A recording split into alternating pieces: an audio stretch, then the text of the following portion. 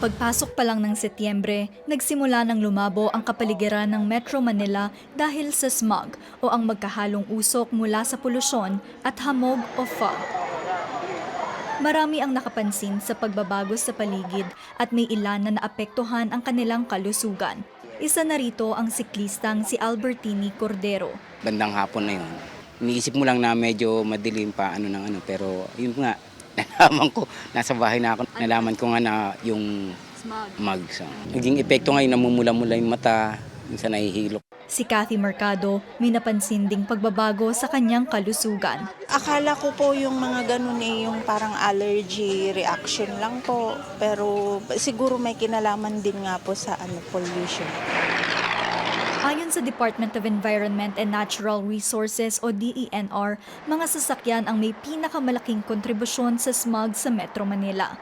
Nagtagal pa ang smog ng ilang araw dahil sa tinatawag na thermal inversion. It's a natural phenomenon that occurs when we have a very hot day, for instance, the pavements, buildings during the day, and then when it cools down, the temperature goes up and it's in the upper atmosphere, and this prevents the pollutants from going up. When there's haze, there's cause for concern, especially for people who have heart disease or have difficulty breathing. Sa ngayon, gumanda na raw ang kalidad ng hangin kumpara nung mga nakalipas na araw dahil na rin sa mga pag-ulan.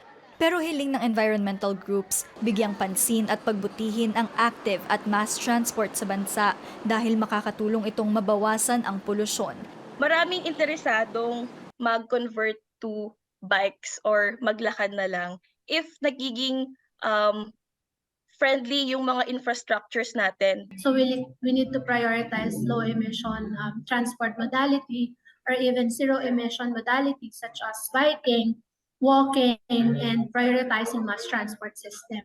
Dagdag pa nila, tila hindi nakatulong ang Clean Air Act para mapaganda ang kalidad ng hangin sa bansa. Babala ng DENR, kapag muling sumama ang kalidad ng hangin, iwasan mo nang lumabas ng bahay. At kung hindi ito maiiwasan, magsuot ng face mask. Daniza Fernandez, CNN Philippines.